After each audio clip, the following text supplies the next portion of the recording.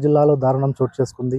Inter మొదటి సంవత్సరం చదువుతున్న ఓ బాలుడు అదే క్లాసుకు చెందిన ముగ్గురు బాలికలను ట్రాప్ లో పడేశాడు. వారితో శారీరకంగా కలిసి వాటిని వీడియోలుగా చిత్రీకరించి ఆ వీడియోలను ఆ అమ్మాయిలకు చూపించి బ్లాక్ మెయిల్ చేయడం మొదలుపెట్టాడు. డబ్బులు ఇస్తే సరేనని ఇవ్వని ఎడల వాటిని ఇంటర్నెట్ లో పెడతానని వాళ్ళు బెదిరించడం మొదలుపెట్టాడు. ఇందులో ఒక అమ్మాయి ధైర్యం చేసుకుని వారి కుటుంబ సభ్యులకు విషయం తెలిపింది. కుటుంబ సభ్యులు ఆ యువకునిపై దాడి చేసి ఆ ఫోన్ ని స్వాధీనం చేసుకొని ఆ వీడియోలను తొలగించి ఆ అబ్బాయిని పోలీస్ స్టేషన్ లో అప్పగించారు. ప్రస్తుతం ఆ అబ్బాయిని విచారించగా లోతైన విషయాలు వెలువడ్డాయి. అందులో ఒక అమ్మాయికి అతను అబార్షన్ చేయించినట్టు ఒప్పుకున్నాడు. కొల్లాపూర్ పట్టణంలోని సాయి కృప అనే ప్రైవేట్ హాస్పిటల్లో కొండ శ్రీనివాస్ అనే డాక్టర్ ఆధ్వర్యంలో అబార్షన్ జరిగినట్టు నిర్ధారించారు.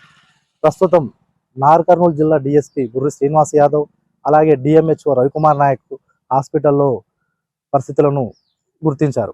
ప్రస్తుతం అబార్షన్ చేసిన గదికి తాళం వేసి ఉందని, అందులో ఎలాంటి అబార్షన్లు చేయలేదని హాస్పిటల్ వాళ్ళు తెలిపినట్టు సమాచారం. అయితే దీనిపై కమిటీ వేసి నిజ నిర్ధారణ ఏం జరిగిందనే దానిపై కలెక్టర్ సలహా తీసుకొని కలెక్టర్ ద్వారా ఒక కమిటీని ఏర్పాటు చేసి హాస్పిటల్పై చర్యలు తీసుకుంటామని డిఎంహెచ్ఓ రవికుమార్ తెలిపారు.